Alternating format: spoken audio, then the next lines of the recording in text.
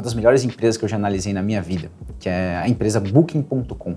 É uma empresa que todos nós aqui, acredito, conhecemos como consumidores, né? Você provavelmente já fechou alguma viagem dentro do Booking, mas eu, pelo menos, não tinha um grande conhecimento sobre essa empresa até o final do ano passado, quando eu comecei a estudar e me aprofundar mais na história do Booking e na performance dele como empresa de capital aberto, né? Desde o seu IPO.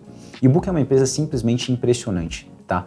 É a maior agência de viagens online do mundo, processa um volume de vendas da ordem de centenas de bilhões de dólares anualmente. Hoje é disparado líder, né, quando a gente fala nesse mercado na Europa, que é o maior mercado de turismo do mundo. O Booking tem mais de 20% de participação de mercado na Europa e historicamente foi capaz de crescer seu lucro por ação em mais de 20% ao ano nesses últimos anos, né? Isso é simplesmente impressionante do ponto de vista do acionista. É uma empresa que direciona praticamente toda a sua geração de caixa, a gente está falando de uma margem free cash flow aqui acima de 30% ao ano, para recomprar ações. Então o lucro por ação, que é o que importa no longo prazo para o investidor, cresce muito mais rápido do que as receitas no caso do Booking. Então para a gente se afigurou ali no final do ano passado como uma empresa muito boa, de muita qualidade e que estava extremamente barata. Extremamente barata porque ainda tinha muita incerteza com relação à velocidade da demanda, conforme retornaria ou não da pandemia, né? Então 2023 até aqui tem sido um ano excepcional para o setor de turismo.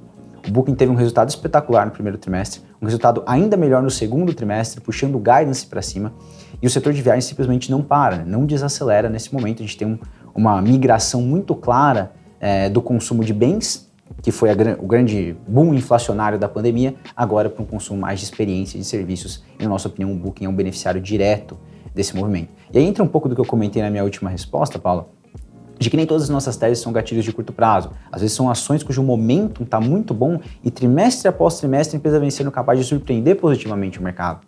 Esse é o caso de Booking pra gente. A gente recomendou Booking pela primeira vez no final do ano passado, a $1.900 por ação. A ação, enquanto a gente grava aqui, está acima de $3.000 já num período muito curto de tempo, porque vem de fato performando muito bem e surfando uma tendência. Então, por mais que esse valor esteja alto, né, comparados principalmente ao nosso padrão brasileiro mesmo, ainda vale a pena, uma empresa que tende a crescer bastante aí nos próximos trimestres. Em termos relativos, Paula, hoje a gente está falando de Booking na casa de 20 vezes lucros, tá? É simplesmente em linha com o valuation histórico da empresa. A gente fala num valor elevado aqui em termos de unitário da ação, porém o que importa de fato para a gente é o valor de mercado, a gente está sempre trabalhando isso com uma base relativa, né?